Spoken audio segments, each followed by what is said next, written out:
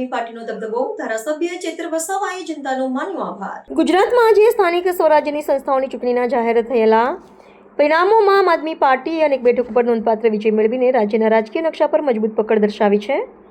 15 મહાનગરપાલિકાઓ સહિત જિલ્લા અને તાલુકા પંચાયતની કુલ 9,901 બેઠકો માટે યોજાયેલી આ ચૂંટણીમાં આપના ઉમેદવારોએ મેળવેલી સફળતાને પક્ષ દ્વારા જનતાનો સાચો વિજય ગણવામાં આવ્યો છે।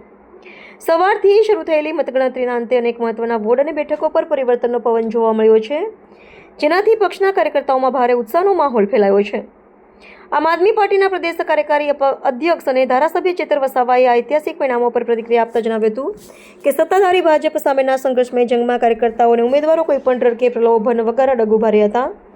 તેમણે વધુમાં ઉમેર્યું કે મતદારોએ ભયમુક્ત બનીને આમ આદમી પાર્ટી પર જે વિશ્વાસ મૂક્યો છે તે બદલ તેઓ જનતાના ઋણી છે।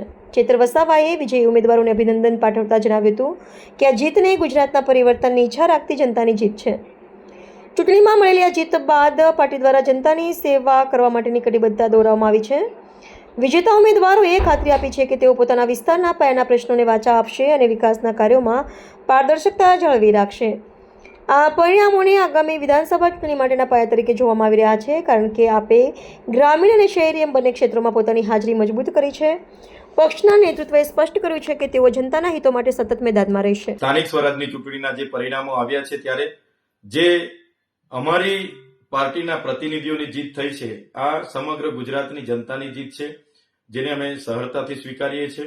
અને એક બાજુ ઘમંડ, સત્તા, પૈસો, દારૂ, પ્રલોભનો, વાયદાઓ હતા, ધાક ધમકીઓ હતી, અને એક બાજુ હક અધિકારોની વાત હતી, લોકશાહી જીવંત રાખવાની વાત હતી, સંવિધાન બચાવવાની વાત હતી।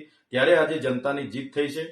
કોઈના પણ ડર્યા વગર, પ્રલોભનોમાં આવ્યા વગર જે અમારા પર ભરોસો અને વિશ્વાસ મૂક્યો છે, ત્યારે જનતાને અમે એમનો આભાર માનીએ છીએ અને ખાતરી આપીએ છીએ કે આવનારા દિવસોમાં અમારા તમામ પ્રતિનિધિ, અમારા તમામ પાર્ટીના લોકો તમારી સેવા માટે તત્પર હશે।